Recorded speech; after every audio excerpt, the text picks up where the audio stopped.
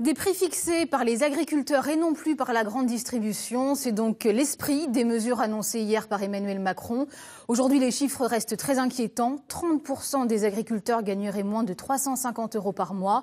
Alors quelle réaction en Centre-Val de Loire? Julien Bernier et Étienne Breil ont rencontré des agriculteurs de Saint-Lié-la-Forêt, dans le Loiret. Je suis père de famille de 4 enfants et mon épouse travaille avec moi depuis 1 an et demi. Jean-Charles Lesage est céréalier et producteur de betteraves. Les revenus du couple, 1 500 € par mois. Le sujet sur la juste rémunération du monde agricole est plus que jamais d'actualité. Selon la sécurité sociale des agriculteurs, leur revenu moyen est compris entre 13 000 et 15 000 € annuels. Aujourd'hui, il faut une rémunération qui soit plus constante.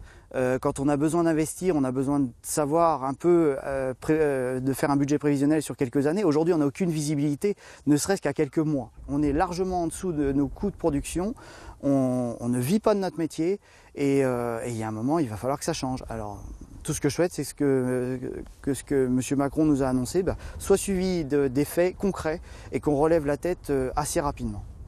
Et l'une des mesures avancées, des prix fixés à partir des coûts de revient. L'annonce est saluée par les agriculteurs, mais ils restent sceptiques sur son application, comme ce céréalier qui vit avec 1 000 € par mois. Les gros industriels, est-ce qu'ils vont laisser leur marge comme ça? Je ne suis pas sûr. Moi. Eux, ils font leur marge et après ils nous donnent ce qu'il leur reste. Nous, on n'est pas pris en compte avec les gros industriels.